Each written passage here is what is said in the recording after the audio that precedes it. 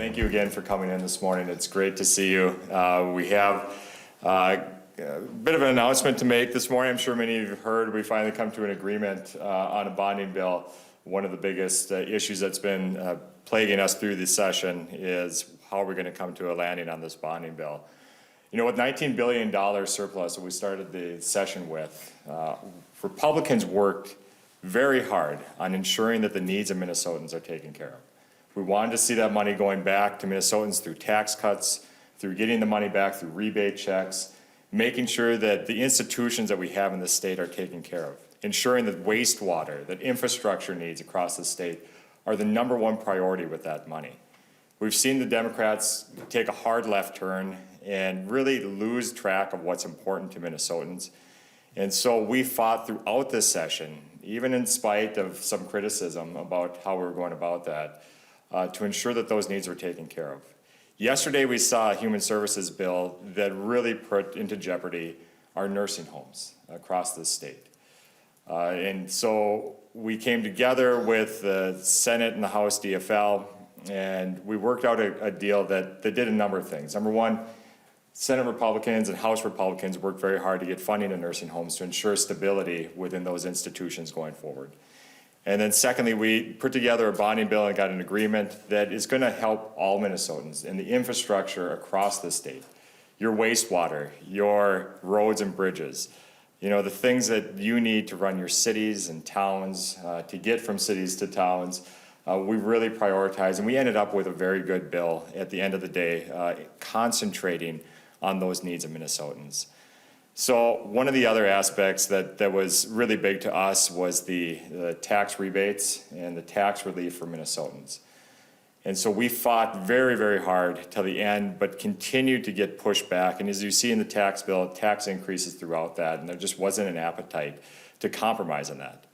We tried every avenue that we could to compromise, get money back to Minnesotans, and continually got rejected on that. And we put partisanship aside and made sure that if we're going to save one thing, we got to make sure that we save our nursing homes where the most vulnerable is. And so we worked very hard in a bipartisan fashion to make sure that happened, to fight for that. And I was so proud to have Minority Leader Dameth and I working together to do that. It was a good joint work between the House and the Senate on those priorities. But I want to turn it over to Minority Leader Dameth to talk a little bit about the nursing home needs and what we've done for them. Thank you, Leader Johnson. It's good to be with you this morning, and as you've heard more about the bonding portion of the deal that was worked out early this morning, I just want to touch on that nursing home funding. I know you've heard a number of our members from our side of the aisle in the House specifically raise that concern about the lack of funding for our nursing homes.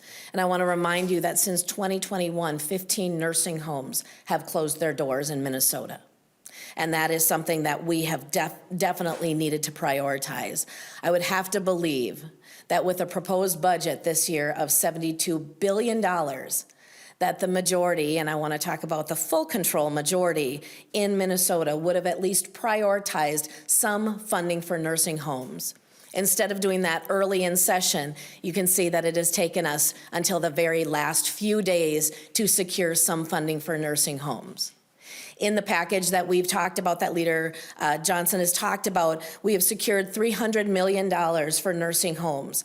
It's very important that you understand that that is for nursing homes that are in crisis right now, not as a loan or something that would have to be paid back later, but it is to provide that funding that is so needed right now. It'll be spread over 4 years, but it is really important. I also want to mention the fact that as we have been fighting for this, just to give you a little perspective, $300 million for nursing homes over 4 years, as compared to $500 million or more that will be spent on what I call a luxury office building, the state office building renovation. Let me put that in a little bit more perspective for you. There's 134 legislators that office in the state office building. There are 27,000 seniors in nursing homes. There needs to be more, but there are empty beds 1,400 or 2,400 empty beds across the state of Minnesota in nursing homes because we can't get the workforce for that. So just putting that into perspective, you can see why it is so critical for us that this was going to be included. Is it enough? No, I don't believe that it is enough for nursing home funding, but it's what was needed, and it is a good start as far as where we are going to have nursing homes that are already into their reserves or have dipped very close to their reserves. It has done that for them, and we're excited to bring that forward. Happy to take any questions if you have them. Can you talk about what you were offering in regards to tax cuts at the very end and what was maybe rejected? So our big push initially was the Social Security elimination. That was a campaign promise both Democrats and especially Republicans made throughout the campaign and into the session. But we saw that the Democrats had no appetite in eliminating that. So instead of fighting that fight, knowing that they were not gonna accept that, we said, well, let's at least put $1 billion in the tax target. We offered that as well, so they didn't have to raise taxes on Minnesotans, and they rejected that. And then what we said was, can we at least give $800 million back through some sort of a rebate program, much like the governor has proposed? Can we do that for Minnesotans? All of these areas, were not agreed to because it just was not a priority of the Democrats. And so we worked very hard on finding different avenues to get that money back to people. At the end of the day, we had to simply make sure that we saved these institutions, and so we worked very hard on that. So we'll be spending up to $300 million on nursing home funding. Have the nursing homes given you any indication of how far this funding in the first 2 years would go? How many facilities it could help out? I don't know precisely on the numbers on that one, but I will say that just this morning, it was pretty touching. I had one of the folks that works with the long-term care nursing homes come up in tears and just say, this might actually save our nursing homes. This is what we needed, thank you. And that means the world to us and the work that we do. I don't know exactly how this is gonna impact, but we know that it is gonna be saving our nursing homes. So it'll be for nursing homes in crisis. Is there a way are you working out language to determine which ones those are? Yeah, why don't you go ahead? We do have a number of members that are working. We've put together just kind of a small conference committee to work on the actual language that can get through to make sure that it is going to those nursing homes that obviously all of our nursing homes need it. But again, like I talked before, that it won't be a loan. It's nothing that will have to be, paid back or could hurt their reimbursement down the road. So that language right now is being worked on as we speak. And that's part of the finishing of this actual deal, is that is language that will help the nursing homes and won't create any additional issues for them. So the nursing home funding will be its own bill, or is that going to be in the bonding? Oh, Yeah, okay. that'll be wrapped into the bonding portion of the bill. So there'll be a cash portion, but there'll be a GO cash combined bill too. So you'll see two different bills come out of here. Not sure on the details of what that's going to look like quite yet, but as it gets formed, we just woke up here a little bit ago after late last night deal. So once we figure out how that all looks, we'll get that out too. There's a group of Republicans who wanted to hold up the bonding bill and a group of Republicans who didn't really want to hold up the bonding bill. Obviously, one passed through the House. Can you talk about, does that prove in your eyes that it's politically advantageous to sort of use this as a negotiating tactic? Is that clear to you now? Do you count that as a victory? Or what's your takeaway, I guess, from a political standpoint there? Yeah, so I think we do have different priorities as far as individual members. And so, of course, the House they've got their election certificates and they can prioritize those members how they'd like. Our team saw a lot of value in standing up for Minnesotans, for the tax relief, for nursing home funding.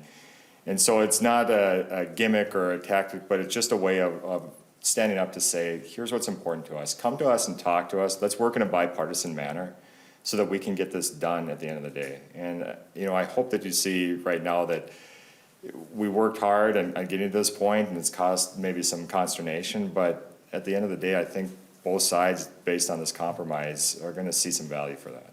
And I'll add to that. Remember that 48% of Minnesotans are represented by Republicans or Republican districts. And so it's a very close margin. And I have to, I'm very appreciative of Leader Johnson and the relationship that we have developed over this session, both as new leaders. And I think that has served us well. We maybe take different approaches, but as far as working together and then coming together in a united front and being able to work with the majority in both bodies was helpful. And I think that will serve Minnesotans better because of that work and the time that it took.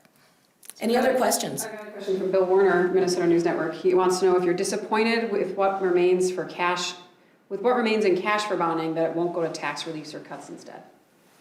Are you disappointed with that? Am I disappointed? Yes, I am very disappointed. I mean, this was a compromised agreement that we had. So our big goal was making sure that we could get money back to Minnesotans. And so to see the Democrats just fight that tooth and nail throughout this session was extremely disappointing, because it's another broken promise that they made during the campaign time. So, and going back, to Bill's question, I know he didn't expand on it much, but seeing the number of things, talking about the tax bill that's up right now, they got done with that, it'll be on the House floor, probably coming to the Senate this afternoon. To see the amount of things that are hitting that tax bill that neither party or neither side had seen before, like the e-poll tab language and different things, it makes me wonder why we even had the first part of the session to begin with. Those bills are so skewed, so new to this body, and now they're just getting pulled in and it's an up and down vote. This whole process this year has been so partisan and so in the dark that it's hard to eke out a win. I'm glad that we came to an agreement where we're able to get things for Minnesotans, but it really seems to be, if you're a bureaucracy, government, or a nonprofit in this state, you're doing really well. But Minnesotans really took the back seat in this session. That's why Lisa and I stood up to try to help Minnesota. We've been working very hard, and I think this agreement is a result of that. Can you talk about what bonding projects might be in the pieces that you're deciding? I think you mentioned maybe wastewater, or what kind of things might be prioritized in the pot of your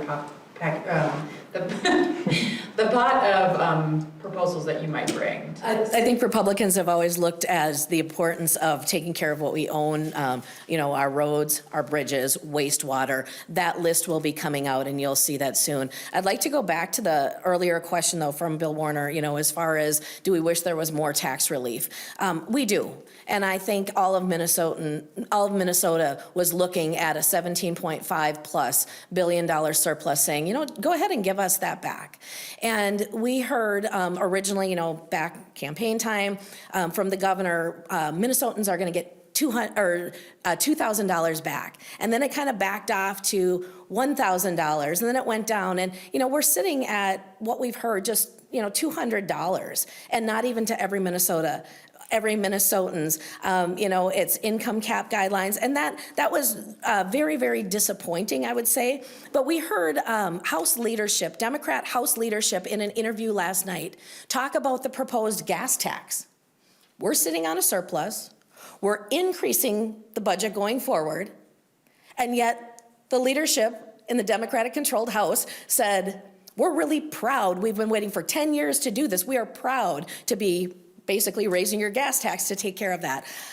I struggle with that a little bit. I think Minnesotans were looking for some of that money to come back. They were looking for less taxing. We shouldn't be carrying a surplus every year going forward. We need to adjust how government is spending money so Minnesotans during this time of inflation can keep more of their money to pay for what they need. I know that on the floor with the previous all-cash bill that Senator Pappas brought forward, there was criticism of funding going to nonprofits, somewhere $200 million, or I can't remember the exact amount, but is that funding to nonprofits still in this agreement, or is that out now? So what we've done is we've put together an infrastructure bill that takes care of, like we talked about, the basic needs of Minnesotans. That's the priority of that GO bond bill that we have. Now, of course, they've got their other projects they can carve up and they can pass out with cash, and they don't need Republican help on those at all. But what we're concentrating on is where we have some leverage, and that's where they need our votes. Can you talk about the of this where you all agreed to expeditiously end the session, or however it was phrased, I can't remember in the exact wording, but what does that look like? I assume you still assume we'll be here Monday and whatnot, but can you just talk about that? And so I think, we've got a couple of things going on. First of all, of course, we're going to be debating these bills going forward. We agreed to reasonable times, so we'll continue to do that. As you see, the House has been doing a very nice job of processing through the bills and getting to the point where all of a sudden their desk is clear, so it gets to be a reviser and a timing issue, where it seems like the end of session hasn't been planned out really well, and it gets to be a log jam. We're very happy to help where we can get the session done. We're not going to be the cause of any sort of hang up or whatever, but we still need to make sure the Minnesotans know what is happening in those bills as well. So we're going to work with Democrats on making sure the floor is done in a very nice, timely manner. But right now, I think their issues are more how do they get their bills wrapped up. We're expecting the tax bill will come up on the floor as early as today. Wondering what your thoughts are about that proposal at this point and what we might hear from Republicans in each chamber. Do you want to, why don't you go Yeah, ahead? absolutely. We have that coming up as soon as we gavel back in, and it should be just in a short period of time. With that tax bill that's coming up, you'll hear a lot about the pull tab issue that's coming up. It's incredibly concerning for all of our charities across Minnesota. That language was, my understanding, not in the Senate. It is worse than what was coming out of the House, and so you will hear specifically from House Republicans on that concern. One thing to point out, though, is this tax bill increases taxes, not revenue raisers, but it literally increases taxes by $2.2 billion over the next 2 years, when we have a $17.5 billion surplus. You're going to hear a little bit about that throughout the afternoon, and I would encourage you to watch and listen to what is going to be brought up. And then I think another point to make is when you look just at that tax bill, it's $2.2 billion. But then you start looking at the other bills, like the transportation bill, was it $4 billion that are possibly raised in that one as well? The housing bill was $1 billion. If you live in the metro area, you're going to be paying an extra 0.25% on any sort of sales taxable purchase. I mean, the amount of taxes in this thing is going to end up, at the end of the day, somewhere being in the $9 to $10 billion range on Minnesotans, when we already had a $17.5 or $19 billion budget surplus. So to me, this is just, the trains come off the tracks for Minnesota. Democrats today we're really highlighting the child tax credit portion of their tax bill. So obviously I know you guys have concerns with the overall tax bill, but can you just touch on that? What's your just view of that policy and that being such a large portion of what they do have in terms of credits and cuts and such? Yeah, if I could quickly. So the idea that we're giving these child tax credits back, I think, is fine, but we've made it so expensive for families. If you go put tabs on your car, if you register your car, if you go to the grocery store, you are going to see increases throughout your budget. It's going to get very, very tight. So the idea that we're going to transfer some money over to you now through these tax credits is, to me, all of a sudden we're running on government priorities, not family priorities. And so I know it's nice, and I can agree with the child tax credit idea, but we have made it so expensive for Minnesotans after this session that they're going to absolutely need that. And now we're running on what the government is prioritizing, not what families are prioritizing. Okay. All right, thank you. Yeah, thank you for being here. Appreciate it.